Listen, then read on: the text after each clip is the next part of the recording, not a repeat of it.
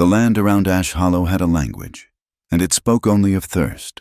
The sun, a merciless sovereign, baked the earth until it fractured into a web of deep cracks, like the lines on an old man's palm. The wind was a constant thief, stealing moisture from the soil and grit from the plains, flinging it into the faces of anyone foolish enough to stand against it. It was a place where life clung on, brittle and defiant, like the skeletal remains of cottonwood trees lining the dry creek bed. Survival was a quiet, stubborn affair, measured not in joy, but in the simple act of seeing the next sunrise. Distant sounds traveled far in the vast emptiness, the lonesome cry of a hawk, the rustle of a snake through dry grass, and sometimes the faint, rhythmic beat of horses' hooves, a sound that could mean either salvation or ruin.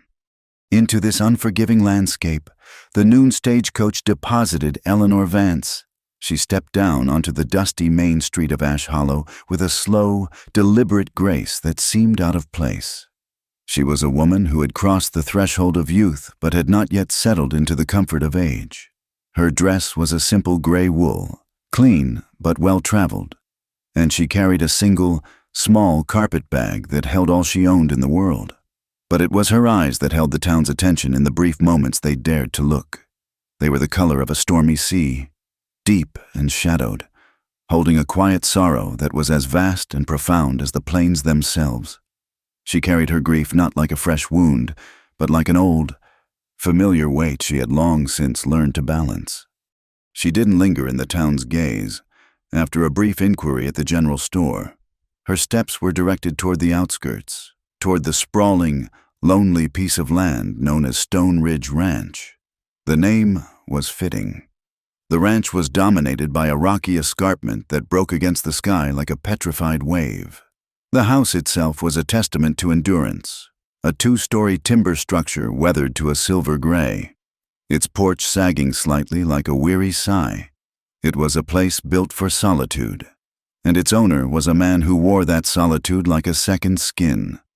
Caleb Horn was mending a fence line when he saw her approaching, a solitary figure walking the long, rutted path to his door. He stopped his work, hammer in hand, and watched her come. He was a man carved from the same hard material as the land he worked. His face was tanned and lined by sun and worry, and his movements were economical, stripped of anything unnecessary. He rarely spoke, and when he did, his voice was a low rumble, as if pulled from deep within the earth. Eleanor stopped a respectful distance from him. "Mr. Horn?" she asked, her voice steady, though a little breathless from the walk. He gave a curt nod, his eyes appraising her. He saw the worn-out soles of her shoes, the faint lines of exhaustion around her mouth, and the resolute set of her jaw.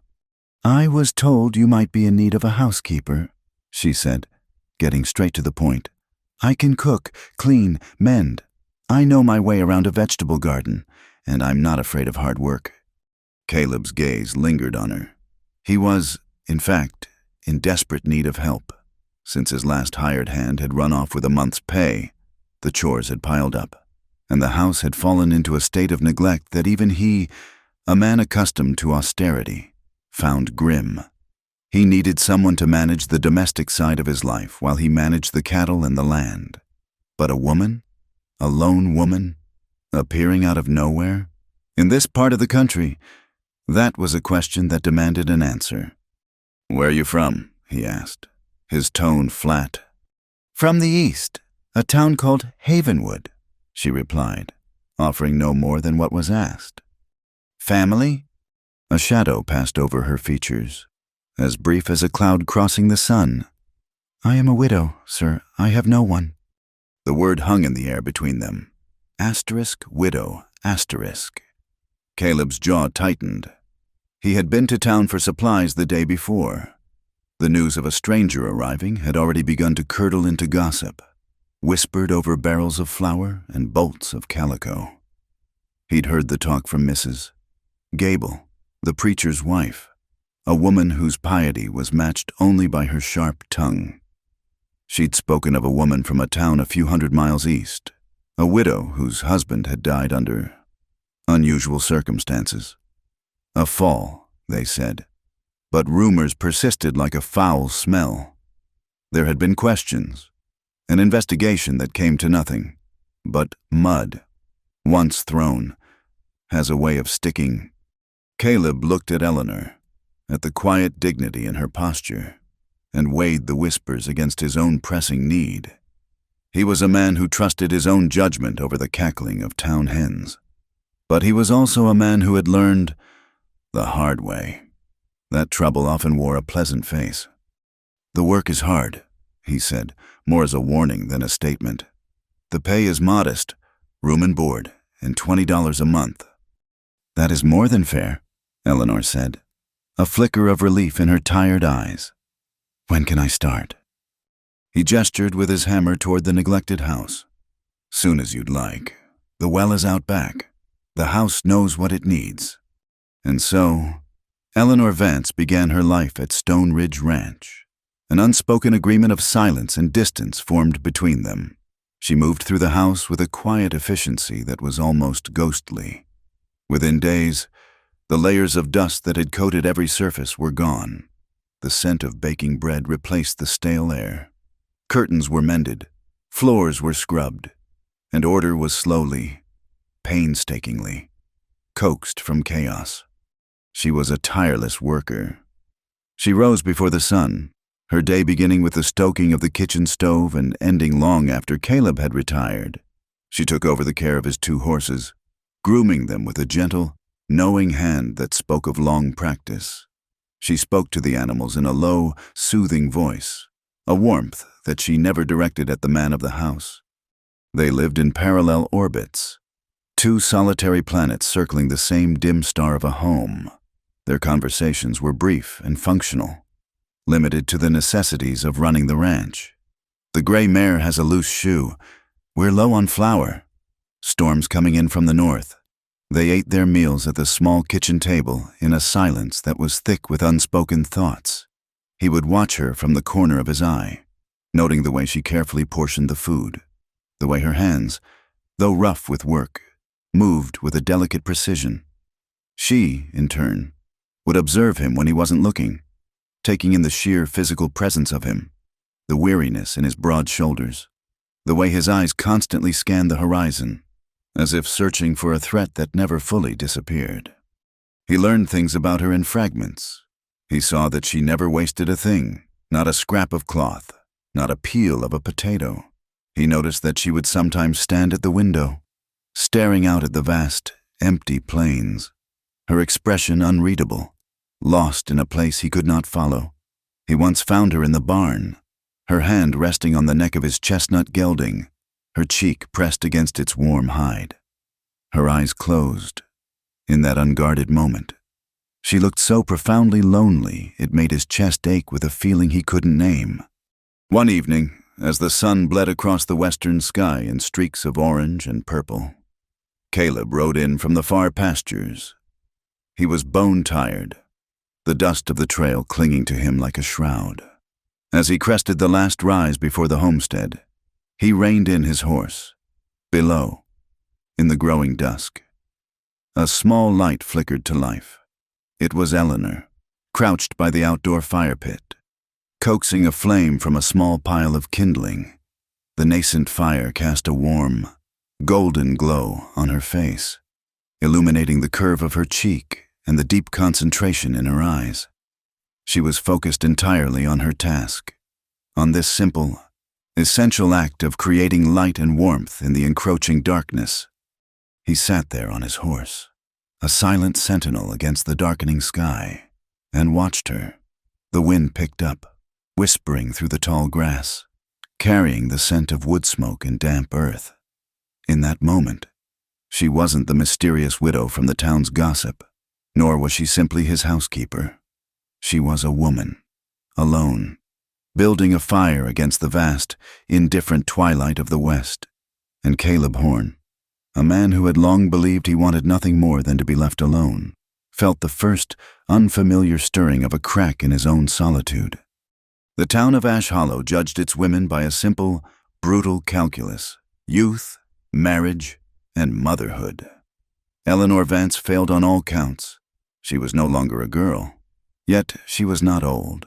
She was a widow, a state of misfortune that was tolerable. But she showed no inclination to remedy it, which was not. A woman alone was a disruption, a loose thread in the tightly woven fabric of their society. Her quietness was mistaken for arrogance, her solitude for shame. When she came into the general store for supplies, conversations would falter, and the air would grow thick with unspoken questions. The women would watch her from behind sacks of beans and barrels of pickles, their eyes sharp and critical, taking in the simple gray dress that she kept impeccably clean, the way she held her head high, the sorrow in her eyes that never seemed to lift. Caleb saw it every time he accompanied her on the monthly trip to town. He would stand by the counter, discussing the price of feed with the proprietor, Mr. Abernathy, but his attention would be on Eleanor. He saw the whispers that followed her as she moved down the aisles, the way other women would pull their children a little closer, as if her grief were a contagion. On one such trip, Martha Gable cornered him near the blacksmith's forge. She was the preacher's wife, a woman whose face was permanently pinched in a state of pious disapproval. "Caleb," she began, her voice a conspiratorial hiss, "a word, for your own good." Caleb's face remained impassive. He had little time for Mrs. Gable. "It is about your housekeeper," she continued, loading the word with insinuation. "The town is talking. It is not proper. A man of your standing living alone with a woman of her reputation." "She keeps a good house," Caleb said flatly, his gaze fixed on the smithy hammering a glowing horseshoe. Mrs. Gable gave a small, uncharitable sniff. "A good house is one thing, Caleb, but a good soul is another. Have you heard the stories from Havenwood? They say her husband didn't just fall. They say he was ill for weeks before. A wasting sickness." She leaned closer, her eyes glittering with malice. "Some say it was poison, a slow, careful poison that mimics disease. They couldn't prove it. Of course, a clever woman can be very careful." The word poison landed like a stone in Caleb's gut. It was a vile, ugly accusation, a woman's weapon. He turned his head slowly and looked directly at Mrs. Gable. His eyes, the color of a winter sky, were cold and hard. He said nothing, but his silence was more potent than any shout. It dismissed her. It belittled her. And it told her in no uncertain terms that the conversation was over. She recoiled, flustered, and scurried away to rejoin her flock of gossips. The ride back to the ranch was tense. The rumor festered in the silence between them. Caleb wanted to dismiss it as the venom of a bitter woman, yet it clung to him. He looked over at Eleanor, riding the gentle mare. Her profile was serene against the vast landscape, her back straight, her hands steady on the reins. Could those hands, the same hands that baked his bread and tended his horses, be capable of such a cold and calculated evil? The thought was absurd, and yet she was a fortress, a woman who revealed nothing of her past, nothing of her heart. His internal turmoil was a low, constant hum beneath the surface of their quiet lives. He would watch her tending the small vegetable garden she had planted behind the house, her movements patient and nurturing, and he would feel a sense of shame for even entertaining Mrs. Gable's words. He saw her kindness in the small things, the way she left a bucket of fresh water on the porch for him when he came in from the fields, the extra patch she sewed onto his worn work jacket, the wildflowers she sometimes placed in a jar on the kitchen table. These were not the actions of a killer, but they were also the actions of a woman who communicated through deeds, not words, keeping her emotional world locked away. The land, however, was always waiting to impose its will. A week later, a sudden thunderstorm rolled in from the mountains, turning the sky a bruised purple. Caleb was out on the range, trying to drive a handful of stray cattle back from a deep ravine before the storm broke. His gelding, a normally steady animal, grew spooked by the crack of lightning that split the sky. It reared suddenly, its hooves flailing in the air. Caleb, caught off guard, lost his seat and was thrown hard against the rocky ground. Pain, sharp and blinding, exploded in his shoulder as he landed. The world spun into a gray, rain-soaked blur. He didn't know how long he lay there before he managed to struggle to his knees, his left arm hanging useless and screaming with agony. The horse had bolted. The ranch was miles away. Gritting his teeth against the waves of pain, he began to walk. It was nearly dark when he stumbled into the yard, soaked to the bone, mud-caked and pale. Eleanor was on the porch, a lantern held high, her face etched with worry. She rushed to him without a word.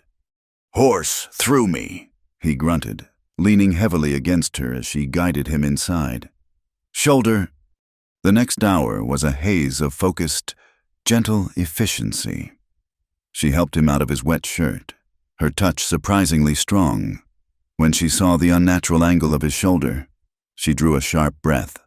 She gave him a generous pour of whiskey, which he downed in one gulp, and then, with a calm instruction and a swift, firm movement, she set the joint back in place.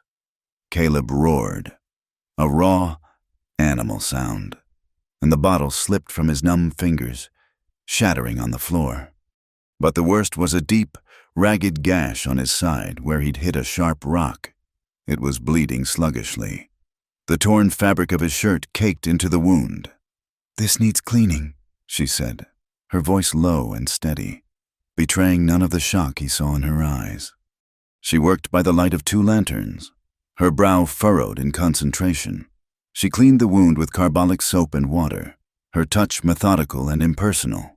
But as she worked, a stray piece of his torn undershirt, stuck fast with dried blood, refused to come loose. As she gently worked it free, her fingers brushed against his skin. The touch was electric. It was the first time they had touched in any way that was not accidental. His breath hitched. Her hand froze for a second.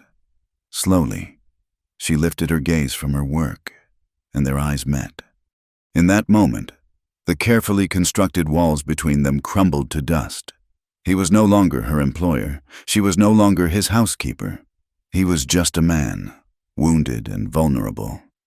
She was just a woman, her face illuminated by the soft lamplight, her eyes wide with a mixture of concern, fear, and something else, something deeper and more unsettling. The air crackled with a tension that had nothing to do with his injury.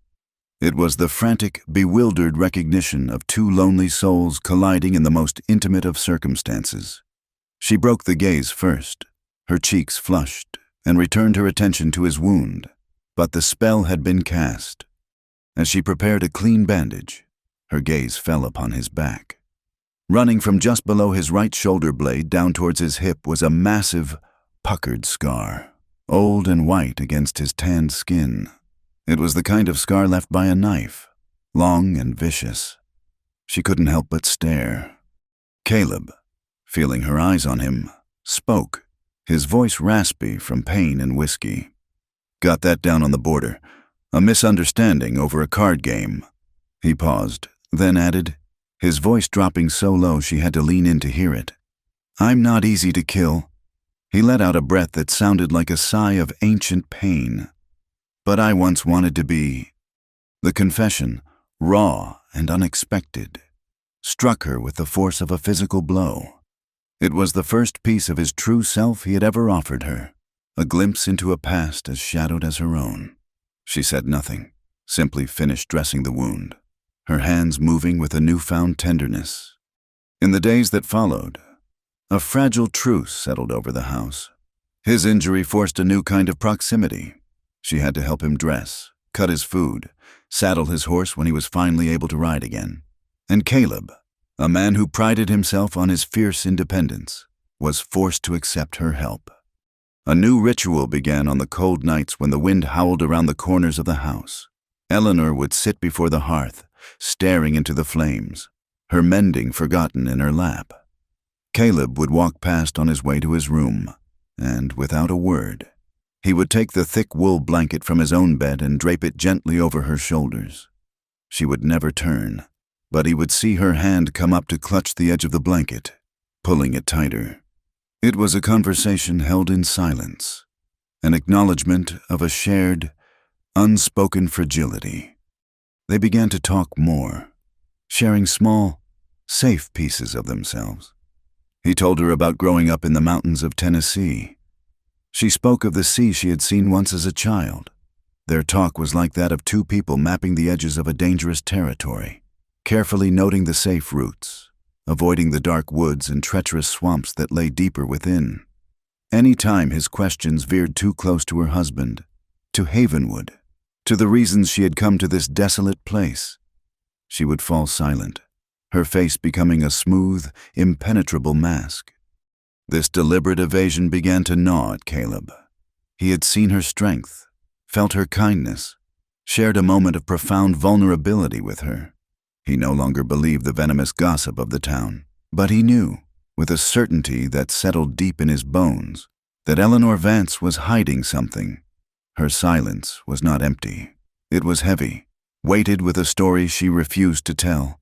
And the not knowing, the feeling of standing on the edge of a precipice with a woman who refused to tell him how deep the fall was, began to make him profoundly, desperately uneasy. The chill that settled between them after his recovery was of a different sort than the one that had come before. The professional distance had been replaced by a tense, personal awareness. The air in the small house was thick with the memory of her hands on his skin, of his raw confession hanging in the lamplight. It was this new, fragile tension that drove Caleb to town alone, claiming the need for a particular rivet from the blacksmith that couldn't wait. But the truth was, he needed space. He needed the familiar, uncomplicated world of iron and dust to clear his head. He found more than he bargained for.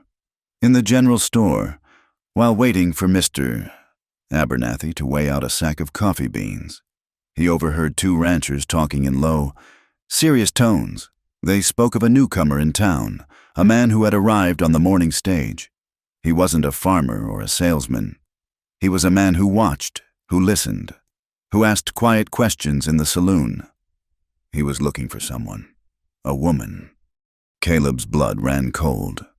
He turned from the counter, his expression casual. "New face in town?" he asked the ranchers. One of them, a stout man named Miller, nodded. "Man by the name of Ames.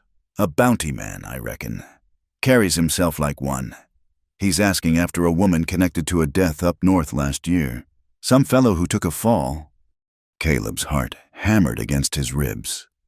A fall. The same story he'd heard whispered about Eleanor's husband. He paid for his coffee, his hand steady despite the tremor that ran through him. He saw the man, Ames, as he left the store. He was leaning against a post outside the saloon, whittling a piece of wood. He was unremarkable in appearance, not large or imposing, but his eyes, as they flickered over Caleb, were as sharp and devoid of sentiment as a hawk's. They were the eyes of a man who hunted people for a living. Caleb rode home with a storm gathering in his soul that mirrored the dark clouds building on the horizon. The bounty hunter, the rumors of poison, Eleanor's impenetrable silence. It was all beginning to weave itself into a damning tapestry. He could no longer afford to trust his feelings. He needed facts. He began to watch her. His surveillance was a quiet, constant thing. He observed her routines, looking for any deviation, any sign of anxiety. For days, there was nothing. Then he saw it. He was repairing a loose shingle on the barn roof when he saw the boy, a young lad from a nearby farm, scurrying along the fence line. The boy didn't come to the house. Instead, he slipped something into a hollowed-out space in an old cottonwood post that marked the edge of the property, then ran off. A few minutes later, Eleanor emerged from the house, carrying a basket as if to gather eggs. She walked not to the henhouse, but to the fence, her gaze sweeping the horizon, believing herself to be alone. She reached into the hollow post and pulled out a letter. She tucked it quickly into her apron pocket, her movements furtive and swift, and returned to the house. The sight of it, the sheer, calculated secrecy, was a betrayal that cut deeper than any gossip. She was communicating with someone in hiding, all his protective instincts, all the burgeoning tenderness he'd felt for her, curdled into a bitter, cold suspicion. Who was she writing to? What was she hiding? He didn't ask her. He let the questions fester, poisoning the silence between them until it was nearly unbearable. The storm finally broke a few days later. It came in the late afternoon, a sudden, violent deluge that turned the world outside into a churning gray chaos. They were in the barn, Caleb sharpening an axe blade and Eleanor polishing the tack, the air filled with the familiar scents of hay, leather, and horse. The rain hammered on the timber roof, a deafening, relentless drumming that isolated them from the rest of the world. Thunder cracked overhead, and the horses shifted nervously in their stalls. They worked in silence, the space between them charged with unspoken accusations and unanswered questions. Caleb could feel his anger simmering, stoked by the sight of her calm, methodical movements. How could she be so composed? "That saddle needs more oil on the underside," he said, his voice harsher than he intended. She looked up, her expression unreadable in the dim light. "I know what I'm doing. Caleb?" "Do you?" he shot back, setting the axe down with a sharp clang. He stood up and faced her. "Because from where I'm standing, it looks like you're just going through the motions. Hiding, always hiding." Her hands stilled on the leather. A flicker of hurt crossed her face. "I don't know what you mean." "Don't you?" He took a step closer, his shadow falling over her. "The letters. Eleanor. The secret letters in the fence post. The bounty hunter in town asking about a woman whose husband took a fall. You must think I'm a fool." Her face went pale. She stood up, her chin lifted in a gesture of defiance that seemed to cost her a great deal. "You have no right." "No right?" he scoffed, his voice rising over the roar of the rain. "You live in my house, you eat at my table. I gave you a place to be safe, and you've been lying to me this entire time." "I have never lied to you," she retorted, her voice trembling with emotion. "I have simply not told you things that are not your concern." "Not my concern." He closed the distance between them until he was standing directly in front of her. He could see the storm in her eyes, a mirror of the one raging outside. "It became my concern when a man with a gun on his hip came looking for you. It became my concern when you started sneaking around behind my back. Everything you do is my concern now." The injustice of it, the raw frustration, the undeniable pull he felt toward her even now, it all crested within him at once, before he knew what he was doing. His hands were on her shoulders, and his mouth was on hers. It was not a gentle kiss. It was a kiss of anger and desperation, a frantic attempt to break through the walls she had built around herself, to find the truth he was so certain she was hiding. It was harsh and demanding, fueled by weeks of suspicion and a longing he had refused to acknowledge. For a moment, she was stiff, resistant, but then, with a small, broken sound, she yielded. Her hands came up to grip his arms, her body molding against his as she returned the kiss with a desperate hunger that matched his own. It was a collision of two lonely, damaged people, seeking a truth that words had failed to provide. The rain beat a frantic rhythm on the roof above them. He softened the kiss, his anger dissolving into a profound, aching tenderness. He moved one hand from her shoulder to cup the back of her head, his fingers tangling in her hair. It was this shift, this small gesture of gentleness in the midst of the storm, that broke her. He felt the tremor run through her body. A deep, wrenching sob escaped her lips, and she tore her mouth from his, burying her face in his chest. Tears streamed down her cheeks, hot against his cool, damp shirt. He held her, his anger gone, replaced by a wave of confusion and a fierce, painful protectiveness. He could feel the frailness of her body, the violent shaking of her sobs. He had wanted to break down her defenses, but he had not expected to find this much pain on the other side. The next morning, The world was washed clean. The rain had stopped, leaving behind the fresh scent of wet earth and a sky of pale, fragile blue. But inside the house, the storm had only moved deeper. Eleanor was distant, her face pale and her eyes shadowed. She moved about her morning chores with a rigid formality, avoiding his gaze. He found her by the stove, her back to him.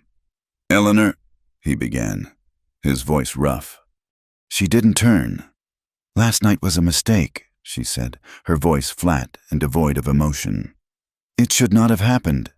I should not have allowed you to feel a sense of responsibility for me." Her words were like a slap. Responsibility? Was that what she thought it was? The anger from the day before came rushing back, sharp and hot. "Responsibility?" he said, his voice low and dangerous. He strode over to her, forcing her to turn and face him. "Is that what you call it? Damn it, woman, I need the truth." He gripped her arms, his fingers digging into her flesh. "What are you running from, Ellie?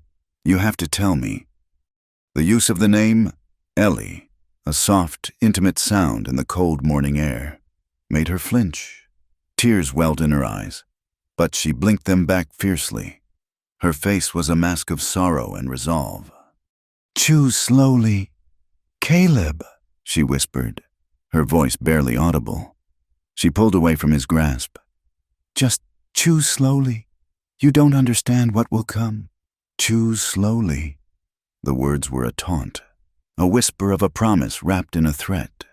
They echoed in Caleb's mind for days, turning the silence in the house from a comfortable quiet into a ringing void. Every time he looked at Eleanor, he saw a lock without a key. Her calm demeanor, once a source of comfort, now felt like a deliberate, maddening act of concealment. He was a man of action, a man who solved problems by fixing what was broken or cutting out what was rotten. But this was a problem of the soul, and he had no tools for it. His patience, already worn thin, finally snapped. He knew the location of her secret post office, the hollowed-out cottonwood by the fence line. He told himself it was a violation, a line he shouldn't cross. But the poison of suspicion, fed by the bounty hunter's presence and her own infuriating vagueness, had worked its way too deep.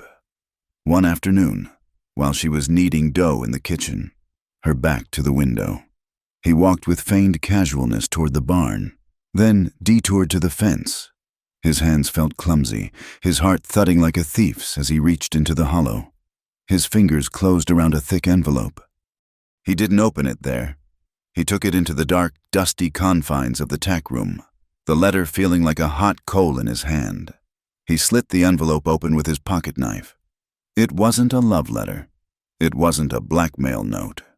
The paper was heavy, official, with the letterhead of a law office in a city he'd never heard of.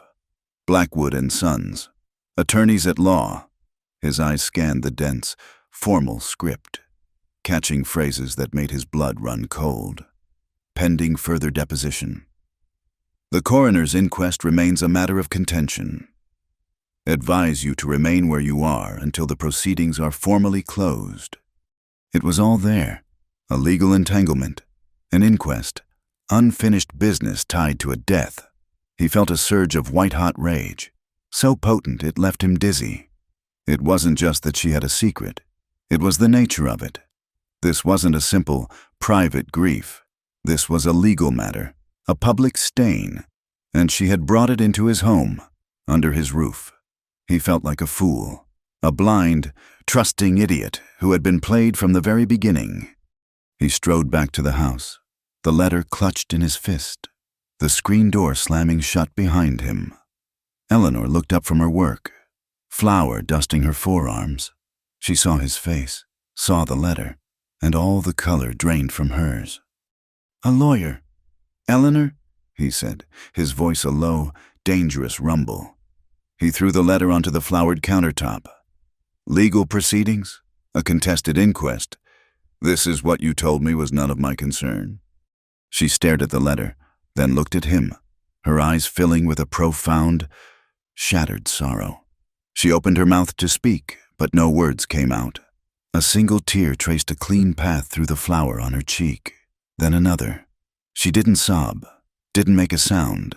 She simply stood there as silent tears streamed down her face. Her silence, a wall he could not breach. Her tears, a language he couldn't understand. Her quiet devastation was more infuriating than any denial. He wanted a fight, an explanation, a confession, anything but this passive, heartbreaking sorrow. "Damn you," he breathed, the words tasting like ash. He turned on his heel and walked out, slamming the door so hard the windows rattled in their frames. He saddled his horse with jerky, furious movements and rode for town, galloping away from the house as if the devil himself were on his heels. The saloon in Ash Hollow was a dim, smoky place that smelled of stale beer, sweat, and regret. It was exactly what Caleb needed. He threw coins on the bar and drank whiskey, one glass after another, welcoming the burn as it scorched a path down his throat, hoping it could burn away the image of Eleanor's face. But the whiskey didn't bring oblivion. It only sharpened the edges of his anger and dredged up ghosts from his past.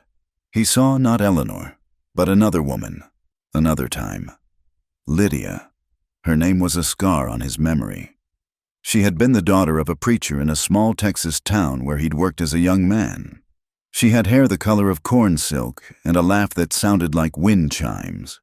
He had been clumsy and fierce in his affection, and she, in her innocence, had returned it. They were to be married. Then, money had gone missing from the church collection box. Suspicion, directed by a jilted suitor, had fallen on Lydia. It was a lie, a cruel, baseless accusation, but it took root in the town's narrow mind. Whispers followed her. Doors were closed to her. The laughter died in her eyes, replaced by a haunted look. Caleb had defended her, had fought for her, but he could not fight the poison of gossip. He had learned that whispers could kill as surely as a bullet. One morning, they found her by the river, her light extinguished forever. A note clutched in her hand that spoke of a shame she could not bear. Caleb had buried her, and with her, he had buried his capacity for trust.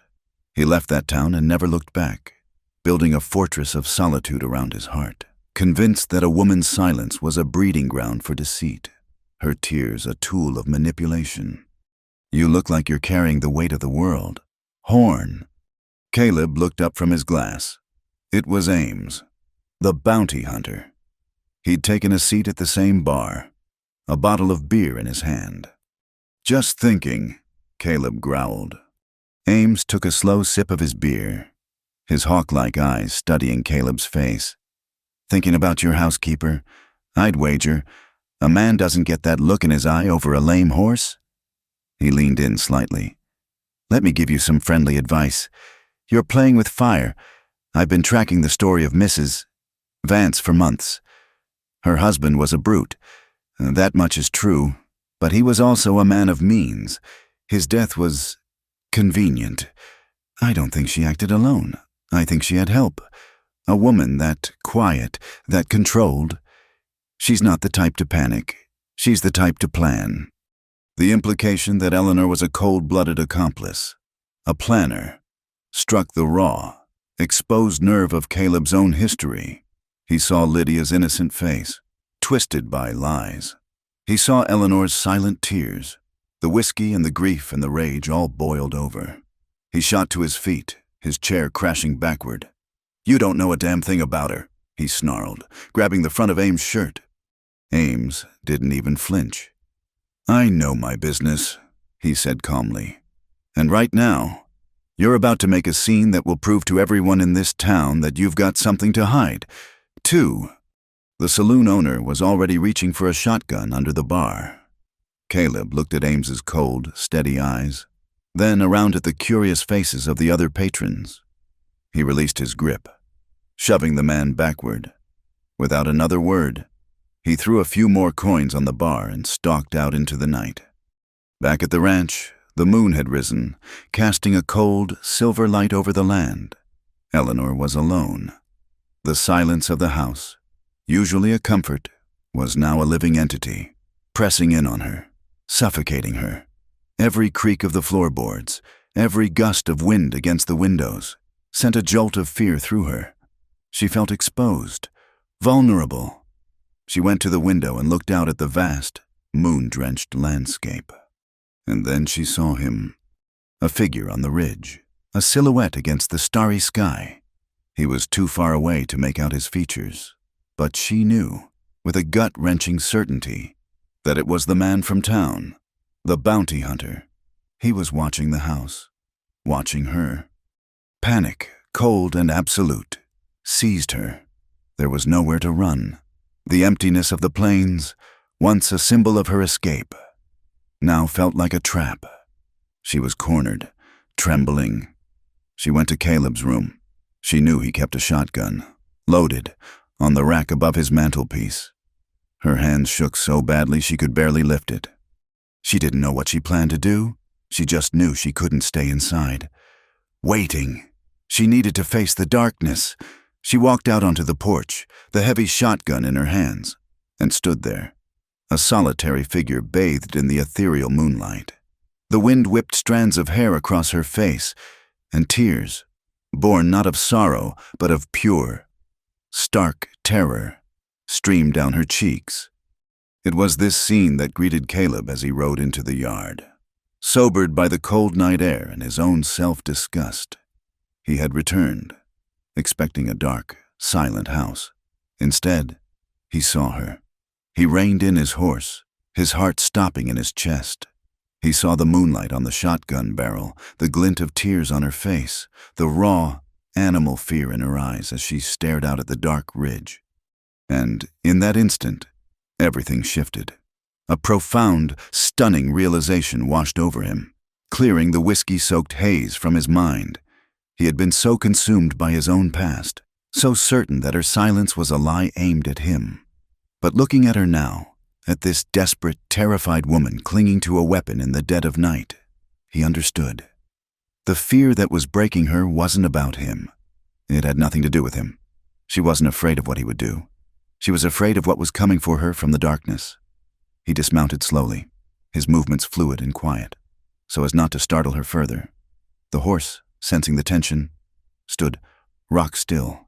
"Eleanor," he said, his voice low and calm, a stark contrast to the storm in his chest. "Easy now."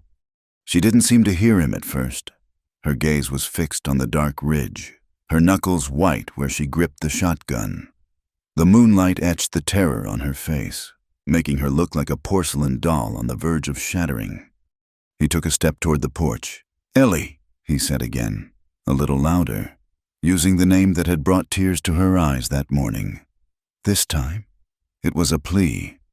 Her head snapped toward him. In her eyes, he saw a wild, cornered animal fear. For a terrifying second, he thought she might raise the gun. Instead, her entire body seemed to slump, the weapon suddenly too heavy for her. He walked up the steps and gently took the shotgun from her unresisting hands. It was cold and heavy. He leaned it against the wall. He stood before her, not touching her, just letting his presence be a shield against the night. "He's gone," Caleb said, his gaze flicking toward the ridge. "I saw him ride out toward the east road when I was coming in. He's gone for tonight." The breath she had been holding shuddered out of her in a long, ragged sigh. Her strength gave out completely, and she sagged against the porch post, burying her face in her hands. He didn't offer empty comforts or ask questions. He simply waited. After a long time, he said, "Let's go inside. You're freezing."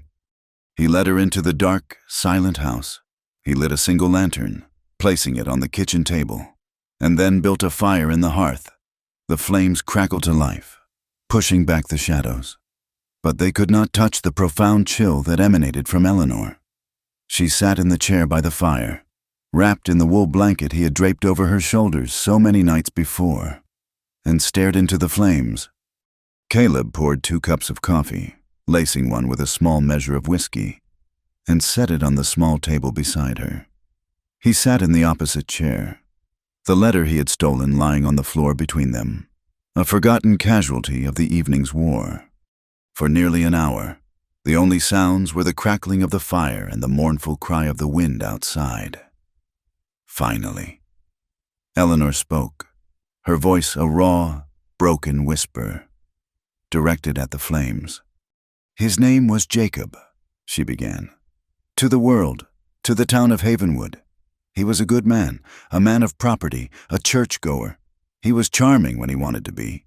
He had a smile that could convince a man to sign away his own land."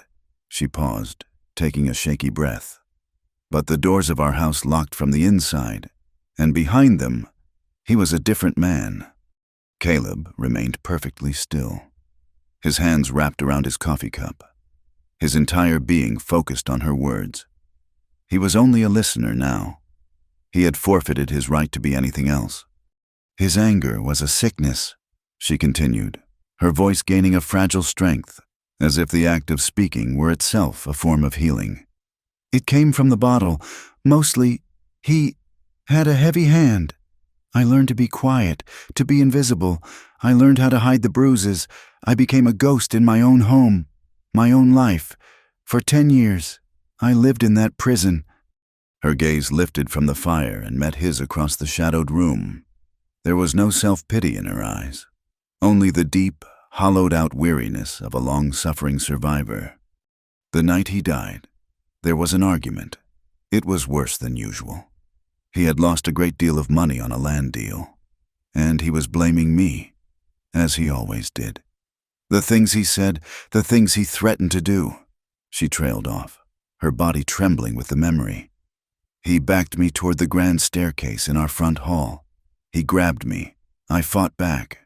For the first time in 10 years, I truly fought back. I pushed him away with all my strength. She closed her eyes, and a single tear escaped, tracing a path down her cheek.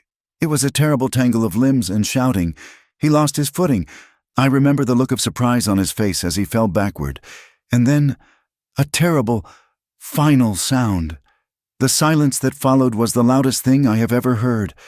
She fell quiet, the firelight dancing in her tear-filled eyes. Caleb's heart ached with a pain so intense it was physical. He thought of Lydia, destroyed by lies. He thought of his own blind, brutish accusations. "They didn't believe me." "Of course," Eleanor whispered. "His sister told them I was a cold, unhappy wife. People spoke of how I never smiled. The doctor testified that Jacob had been in good health. They saw a woman who did not weep at her husband's funeral and a fortune she stood to inherit. They put the pieces together and created a monster." She looked down at her hands, twisting in her lap. "They put me in a cell for weeks. The questions, the accusations, they strip you of your own truth until you begin to doubt it yourself. My lawyer, Mr. Blackwood, he was a good man. He argued there was no proof, only speculation. There were no witnesses. In the end, they had to let me go." She gave a small, bitter laugh that held no humor. "But they didn't. Not really. I was free from jail, but I was a prisoner of the town. The whispers followed me everywhere. The women would cross the street to avoid me. Children would run. I was the woman who got away with murder. I sold the house for a fraction of its worth, and I left. I just ran." She finally looked at him, her gaze direct and stripped of all pretense. "I didn't tell you because I was ashamed, and because I saw the way you looked at me, with suspicion in your eyes from the very first day. I recognized it. I just wanted one place where I could work and be quiet and not be judged." Her voice dropped to a near inaudible whisper, but every word struck Caleb like a hammer blow. "I don't need anyone to believe me anymore. Caleb, I just need for someone not to be afraid of me." He had no words. What could he say? "I'm sorry," asterisk felt like an insult, a pathetically small bandage for the gaping wound he had helped to tear open. He stood up, walked over, and crouched in front of her chair. He didn't touch her. He simply looked at her, letting her see the shame, the regret, the profound sorrow he felt in his own eyes. The silence that stretched between them now was different. It was a space of shared pain, of understanding. The air, which had been thick with suspicion, was now clear, though painfully so. He knew that loving this woman, if he even dared to call it that, would mean standing with her against the world. It would mean taking on her past as his own, facing the whispers of Ash Hollow, facing men like Ames. It would be a battle. Later that night, long after the fire had burned down to glowing embers, he lay awake in his bed, staring at the moonlit ceiling. He heard a faint creak in the hallway, the sound of bare feet on the wooden floor. His door opened slowly.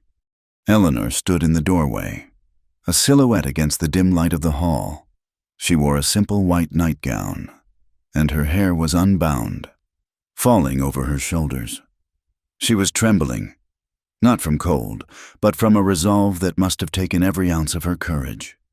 He sat up, his heart pounding. She walked slowly into the room and stood at the foot of his bed, her hands clasped in front of her.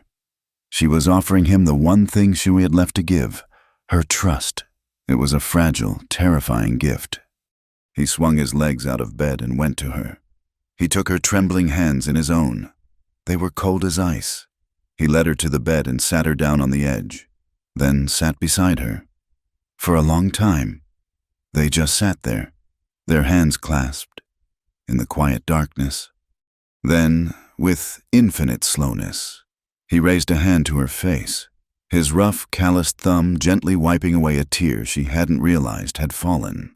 It was a gesture of such profound tenderness that it seemed to unlock the final bolt on her heart. She leaned into his touch, her eyes fluttering shut. He kissed her then, a kiss that was the antithesis of the one in the barn. It was soft, reverent, a question asked without words. She answered by leaning into him, her lips parting under his. This was not about passion, not about desire, but about a deep, elemental need to connect, to find solace in another human being. With hands that were surprisingly gentle, he began to unbutton the simple row of buttons on the front of her nightgown. Each one he released felt like he was unburdening her of a year of fear. He was not undressing a woman's body, but unraveling the layers of her grief, peeling away the armor she had worn for so long. When he slipped the gown from her shoulders, it was not an act of possession, but of acceptance. He was seeing her, all of her, the scars on her soul laid bare in the pale moonlight. And he was not afraid. He was not turning away. The next morning, they sat together on the porch, 2 tin cups of coffee steaming in the cool dawn air. The sun was just beginning to crest the horizon, painting the eastern sky in hues of pale pink and gold. They didn't speak. There was nothing that needed to be said. He reached over and took her hand, his fingers lacing through hers. She leaned her head against his shoulder. They were 2 solitary figures, watching a new day begin, who were, for the first time, not alone. The peace they found was as fragile as a desert flower, and just as quickly crushed under the heel of Ash Hollow's judgment. Their quiet mornings on the porch, their shared, silent understanding, did not go unnoticed. Caleb, who had not been seen with a woman in years, was now openly living with the mysterious widow. The story that the town wove was simple, ugly, and as old as time itself. Eleanor Vance was not a victim seeking refuge. She was a spider. A black widow who had disposed of one husband and was now spinning a web to ensnare another, using her quiet sorrow as a lure to trap the lonely, grief-stricken rancher of Stone Ridge. The whispers that had once followed Eleanor in the general store now followed Caleb. Men who once gave him a respectful nod now looked away. Women would see him riding into town and hurry their children inside. The air around him grew thick with a contemptuous pity. He was a fool, they said, bewitched by a clever woman, blind to the darkness she carried. The whispers soon found a voice of authority. Reverend Gable, a man whose piety was as thin as his frame, rode out to the ranch one afternoon. He found Caleb replacing a split rail in the corral fence, his movements methodical and angry. "Caleb, my son," the Reverend began, dismounting and tying his horse. "I come here as a shepherd to a member of his flock who appears to be wandering into a thorny thicket." Caleb didn't stop his work. He set a new rail in place and began hammering a spike into it. "I've got no need of a shepherd. Reverend, every man needs guidance when his judgment is clouded. Gable pressed on, his voice taking on the sonorous, practiced tones of the pulpit. The town is concerned. This woman, Mrs. Vance, her history is troubled, her reputation stained. It is not proper for her to be here, under your roof, without the sanction of marriage. And such a sanction, with such a woman, would be an affront to the community and to God himself. Caleb drove the spike home with 3 powerful, perfectly timed blows. He dropped the hammer, the thud echoing in the sudden silence.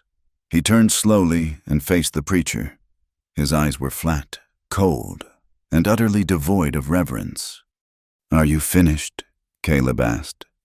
The Reverend, taken aback by the cold fury, stammered, "I am merely advising you, for the good of your immortal soul and your standing in this town, to cut this unfortunate attachment. Send her on her way. It is the only honorable thing to do." "Honor," Caleb repeated, the word a sneer. "You come to my home to speak of honor, when your wife and every other gossip in this town has been shredding what little of it this woman has left. You know nothing of her, and you know nothing of me." He took a step closer, and Reverend Gable instinctively took a step back. "You want to know what my intentions are. You want something to tell your flock so they can pick it apart over their Sunday dinner." He paused, letting the threat hang in the air. Then he delivered the final, devastating blow. "You tell them this. You tell them I'm going to marry her. As soon as the circuit judge comes through next month, Eleanor Vance will be my wife." The Reverend's jaw dropped. He looked at Caleb as if he'd just declared his intention to marry a rattlesnake. He opened his mouth, then closed it again, sputtering for words that wouldn't come. Finally, he turned, untied his horse with fumbling hands, and rode away in a cloud of righteous dust. Eleanor had heard it all. She had been in the vegetable garden, hidden from view by the side of the house, and the wind had carried their voices to her. She felt a wave of nausea. He wouldn't. She ran into the barn, her heart hammering against her ribs, and waited for him there. When he came in, his face was still a thundercloud of rage. She stood before him, her hands clenched at her sides. "You can't do this, Caleb." "It's already done," he said, grabbing a bridle and beginning to oil the leather with fierce, jerky movements. "No," she cried, her voice rising with a desperation that surprised them both. I will not let you chain yourself to me. Do you hear what they say about me?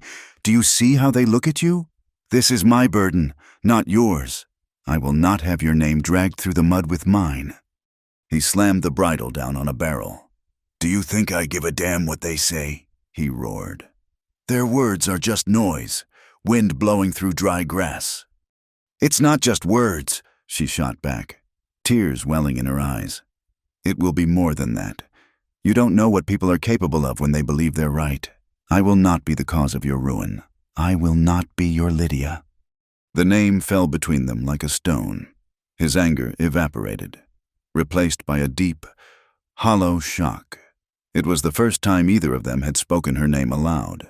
He stared at Eleanor, at her fierce, protective terror, not for herself, but for him. And he understood that this was not a rejection of him, but the ultimate act of her love. His prediction that things would escalate came true sooner than he expected. The news that Caleb Horn intended to marry the Havenwood murderess spread through Ash Hollow like a prairie fire. The tension that had been simmering for weeks boiled over. It came in the dead of night. A few days later, Eleanor was woken by the sound of hoofbeats, fast and frantic. Not on the road, but in the yard. Then came the shouting, the voices slurred with whiskey and hatred. Caleb was already out of bed, pulling on his trousers, grabbing the shotgun from the mantel. "Stay here," he ordered, his voice grim. "Don't light a lamp." Then came a sickening crack as a rock shattered a downstairs window. Another followed, and another, striking the wooden walls of the house like fists. Eleanor crawled to the window of her room and peered out. In the pale moonlight, she could see them, 4, maybe 5 riders, circling the house like vultures, hurling stones and curses. "Killer!" one voice yelled. "Whore!" screamed another. Caleb burst out onto the porch, firing the shotgun into the air.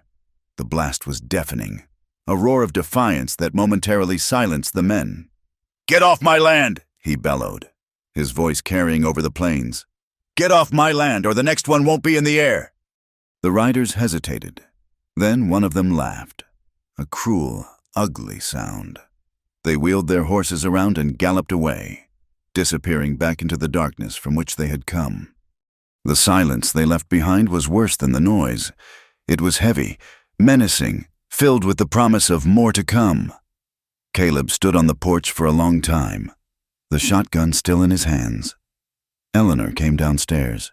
She saw the broken glass, the rocks littering the floor of the parlor. Then she saw the front door.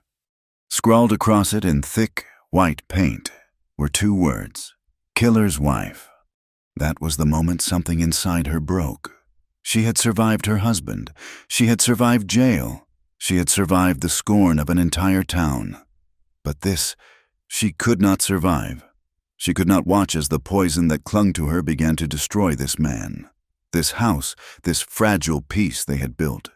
She had brought the darkness with her, and now it was consuming him. She had to leave. She had to cut the rot away herself. For his sake. That night, she did not sleep. She lay in her bed, listening to the house settle, listening to Caleb's restless stirring in the room across the hall.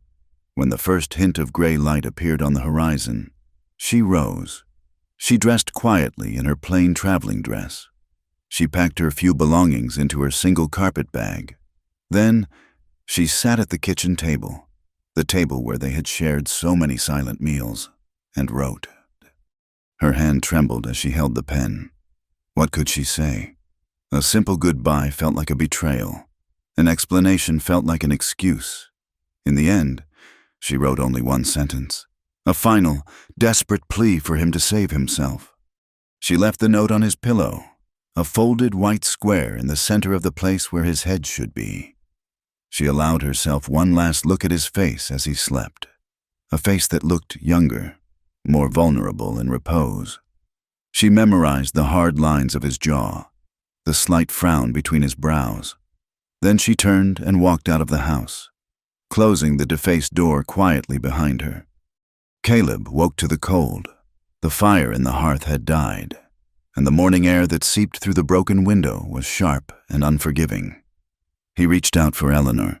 A half-conscious habit formed in the last few days, and his hand met an empty, cold sheet. He sat up, suddenly wide awake. The house was too quiet.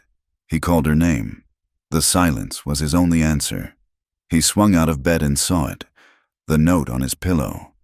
His fingers were clumsy as he unfolded it. The script was neat, precise, but he could see where the ink had feathered, betraying a trembling hand. "If you choose me, Caleb, choose because you understand." He read the words once, twice. It wasn't a goodbye. It was a test, a final, impossible test. He crushed the paper in his fist. He dressed in a frenzy, not bothering to wash or eat. He stormed out of the bedroom and saw the words on the door. Stark and ugly in the morning light, he finally understood. This was her act of protection. She was trying to save him from herself. He burst out of the house and ran to the barn, his heart a cold, hard knot of fear and fury. He saddled his chestnut gelding with a speed born of desperation, his movements rough and efficient. He swung himself into the saddle and dug his heels into the horse's flanks, launching them out of the yard at a full gallop. He rode into the dawn, a lone, frantic figure against the vast, empty canvas of the plains. The wind whipped at his face, and the dust churned under the horse's pounding hooves. He didn't know which direction she had gone, but he would ride until he found her. He would ride through every dusty, wind-blown road in this God-forsaken territory if he had to. He had been chosen once by ruin, and he had let it happen. He would not let it happen again. He rode with a reckless fury, a man possessed. He pushed the gelding harder than he ever had before. his mind a maelstrom of fear and determination. Her note was not a farewell. It was a renunciation. She was cutting herself out of his life to save him, a sacrifice he refused to accept. He had allowed whispers to kill his past, and he would be damned if he let them steal his future. He thundered into Ash Hollow, his horse lathered and wild-eyed, and skidded to a halt before the stagecoach office. The station master, a wiry old man named Jeb, looked up in alarm. "She buy a ticket?" Caleb demanded, his voice raw. "Easy, Caleb," Jeb said, holding up his hands. "Yeah, she did. An hour ago. Westbound line, the coach ain't left yet." West, the direction of escape, of disappearing into the vast, anonymous territories. But a gut feeling, a deep, instinctual knowledge of her, told him she wouldn't just run. Not yet. There was one last ghost she had to face. He wheeled the horse around and rode not for the main road, but for the smaller, less traveled trail that led back east, back towards Havenwood. He rode for hours, the land blurring into a monotonous landscape of dust and sagebrush. He was betting everything on a single, desperate hunch, that a woman running from her past would first have to return to its source. He found the cemetery just as the sun began to dip towards the horizon, casting long, skeletal shadows across the plains. It was a bleak, lonely plot of land, dotted with weathered wooden crosses and a few ostentatious stone monuments. He saw her immediately, a solitary figure in gray, standing before one of the larger headstones. He dismounted and approached on foot, his boots silent in the thick dust. Her back was to him. She was speaking, her voice a low murmur, carried away by the wind. She was saying goodbye. "Jacob," he heard her say, her voice clear and steady now, stripped of all fear. "I am done being afraid of you, done being defined by you. Your cruelty ends here, your memory ends here. I release you, and I release myself." She placed a single wild prairie rose on the grave, a small splash of color against the cold, unforgiving stone. Then she turned, and her eyes met Caleb's. There was no surprise in them, only a deep, bone-weary sadness. "You should not have come, Caleb," she said, her voice quiet but firm. "Go back. Forget you ever knew me. This is my burden, my shame." "No," he said, closing the distance between them in 3 long strides. He reached for her, and she flinched, but he was not to be denied. He pulled her into his arms, holding her with a fierce, desperate strength, as if he could physically impart his will into her. She was stiff at first, her hands pressed against his chest, trying to push him away. "Let me go," she pleaded, her voice breaking. "I will ruin you." "Let the world be ruined," he said, his voice a low, ragged growl against her hair. "Let them talk. Let them throw their stones and their hatred. It doesn't matter. None of it matters." He pulled back just enough to look her in the eye, his hands framing her face. "I read your note. You want me to choose because I understand. Well, I'm here, and I understand everything." He saw the conflict in her eyes, the war between her self-preservation and her love for him. He saw the instinct to flee, to save him from herself. "I choose you, Ellie," he said, his voice raw with an emotion he had kept locked away for a decade. "I don't choose you because you're perfect, or because you're innocent, or because your past is clean. I choose you because you're still standing. I choose you because you survived." The word struck her with the force of a physical blow. Asterisk survived. Asterisk, he hadn't called her a victim, or a widow, or a suspect. He had called her a survivor. He had seen the entirety of her pain and her shame, and he had named it strength. The fight went out of her. A deep, shuddering sob tore through her body, and she collapsed against him, her arms wrapping around his neck, clinging to him as if he were the only solid thing in a world that had turned to dust. He held her tightly, his own eyes burning, and let her weep. They rode back to Ash Hollow together, on his horse, this time There was no pretense, no hiding. She sat before him, her back resting against his chest, his arms a protective circle around her. As they entered the dusty main street, the townspeople stopped to stare. Whispers broke out like a contagion, but this time, it was different. Caleb met their gazes with a cold, unwavering defiance. He held his head high, his expression daring any of them to speak a word. He was no longer standing beside her. He was standing in front of her, a shield of flesh and bone against their judgment. As they dismounted in front of the ranch, a stagecoach, not the regular westbound line, pulled up in a cloud of dust. A man stepped out, tall and distinguished, dressed in a fine city suit that was powdered with the grime of the trail. He was older, with sharp, intelligent eyes and a mane of silver hair. "Eleanor," he said, his voice filled with a weary relief. "I received your wire. I came as fast as I could." "Mr. Blackwood," she breathed, her face a mixture of shock and gratitude. The lawyer turned his sharp gaze to Caleb. "You must be Mr. Horn. I'm Samuel Blackwood, Mrs. Vance's attorney." He was holding a heavy, official-looking portfolio. "I believe it is time we put an end to this." He did not wait for an invitation.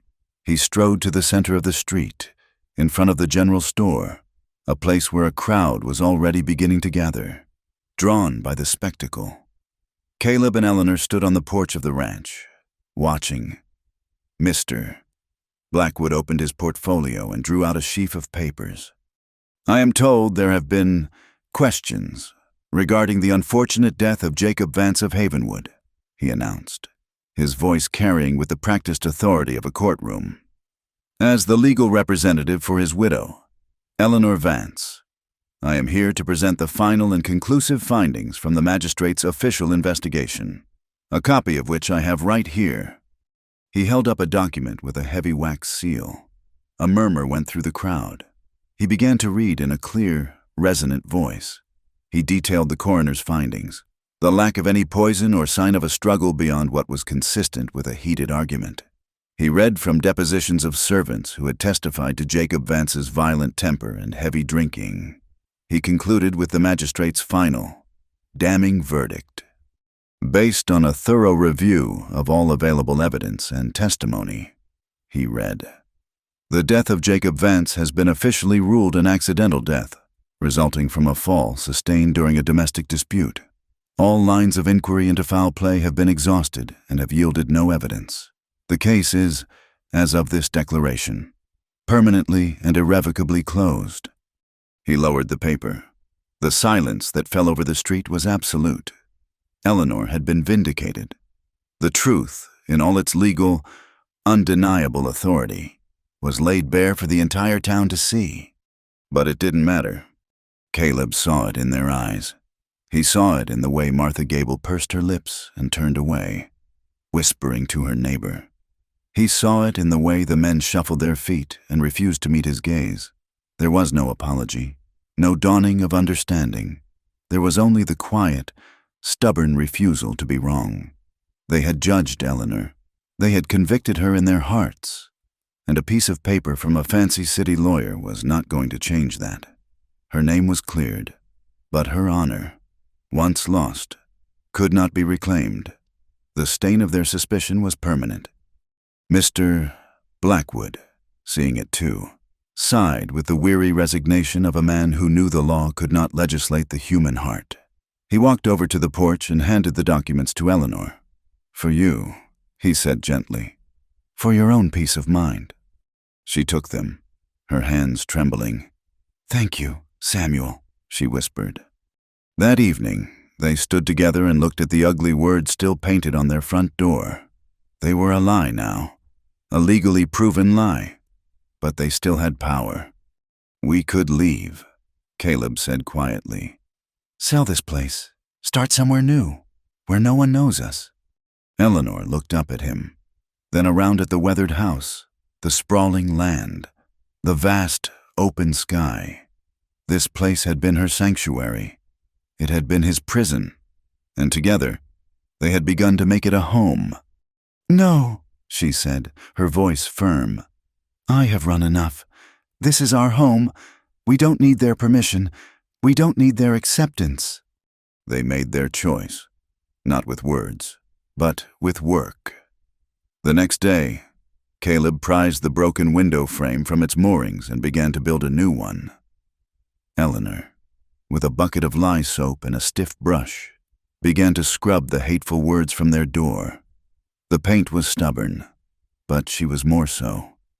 She scrubbed until her arms ached, until the white paint had faded, leaving only a faint, ghostly scar behind. They worked from sunup to sundown. They mended the fences, patched the roof, and cleared a new plot of land for a garden larger than any they had needed before. They tilled the soil, turning over the dry, hard-packed earth and finding the rich, dark soil beneath. Together, they planted seeds, corn, beans, squash, placing them carefully into the ground. A silent, shared prayer for a future they would build with their own hands.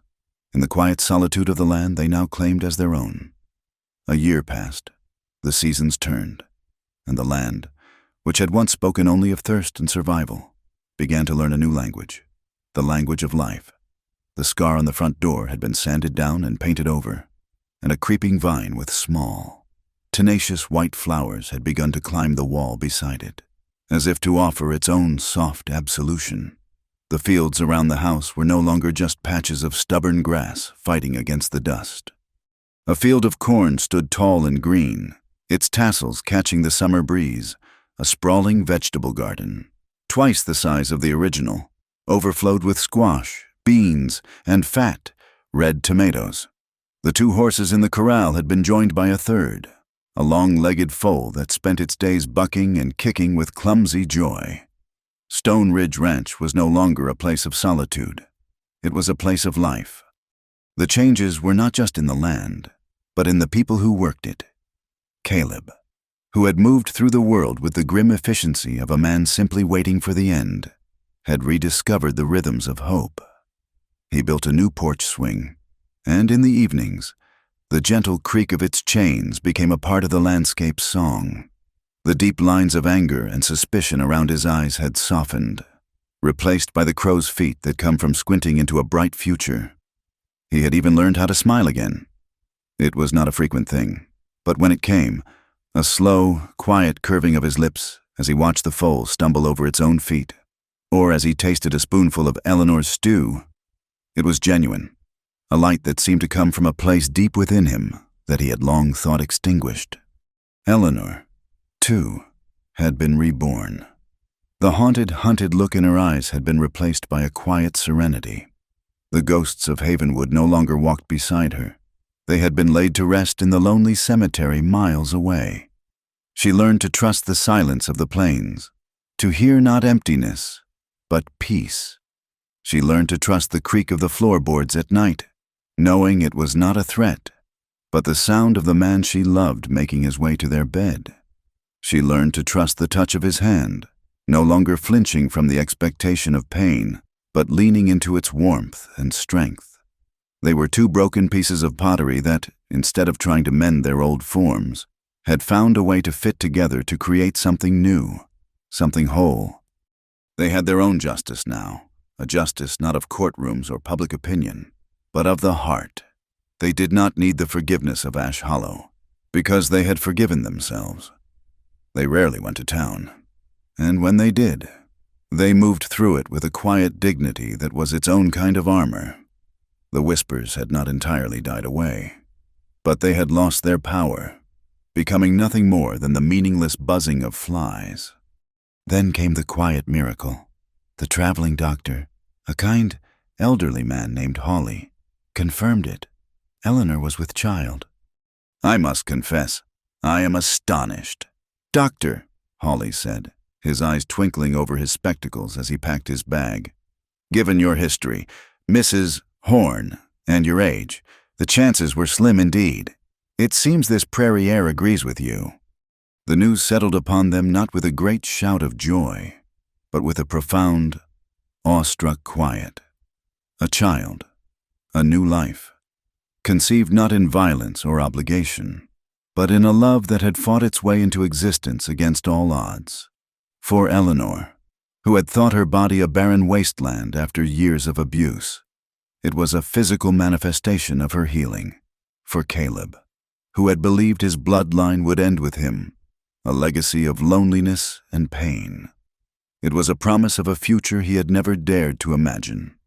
That evening, the sun was a spectacular fire on the western horizon, bleeding across the sky in brilliant hues of orange, purple, and gold. The air was soft and warm, carrying the sweet scent of hay and wildflowers. They sat together on the new porch swing, moving in a slow, gentle rhythm. Caleb's arm was around her, and her head rested on his shoulder. Her hand was intertwined with his, and his other hand rested gently on the slight swell of her belly. For a long time, they watched the colors deepen and fade, content in the shared silence that was now their most intimate language. The world was vast and empty around them, but they were the center of their own universe, a small, fiercely protected pocket of warmth and light. Caleb turned his head slightly, his lips brushing against her hair. His voice, when he spoke, was a low rumble, soft and laced with a wonder that still hadn't faded. "Ellie," he began, his gaze fixed on the last sliver of sun disappearing below the earth. "Back then, when you first came here, you didn't have a choice. You were running. You needed a place to hide, and I just needed a housekeeper." She stirred against him, lifting her head to look at him. His face, illuminated in the soft twilight, was open and vulnerable, the face of a man who was no longer afraid of his own heart.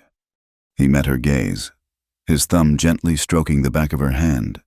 "If you were choosing now," he asked, his voice thick with unspoken history, "with no bounty hunter on your trail, no town full of whispers, no ghosts at your back, if you were free and standing right here, right now, would you still choose me?"